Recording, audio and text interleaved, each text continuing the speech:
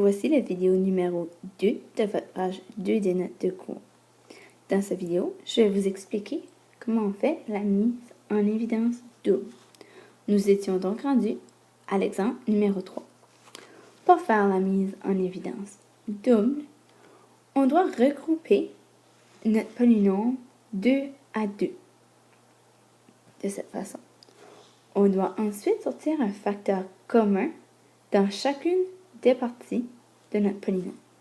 Remarquez par contre ici qu'il n'y a aucun facteur commun entre AB et 6, ni aucun facteur commun dans 3B et 2A.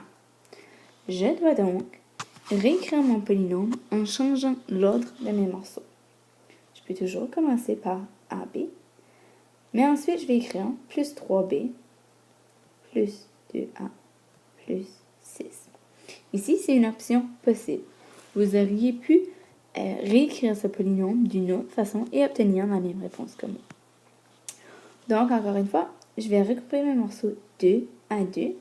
Faites attention ici, on ne place pas des parenthèses, mais des lignes rouges comme ceci en dessous, c'est accepté. Donc, ma question, qu'est-ce que j'ai de commun dans ce morceau-ci? Ici, je peux sortir un facteur de B. Il me reste en parenthèse A plus 3.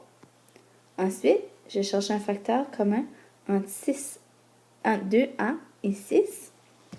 Donc, mon facteur commun que je peux sortir est de plus 2. Ici, faites attention, très important de placer un signe. Sortir un facteur de plus 2, qu'est-ce qu'il me reste en parenthèse?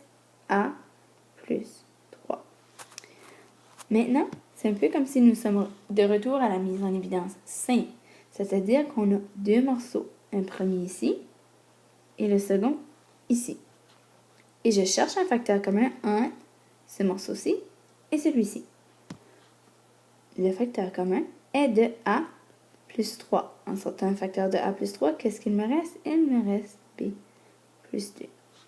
J'ai donc complété la mise en évidence double du polynôme AB plus 6 plus 3B plus 2A. Vous avez maintenant à faire l'exemple numéro 4 et en classe, nous travaillerons dans le manuel Vision à la page 96, numéro 1.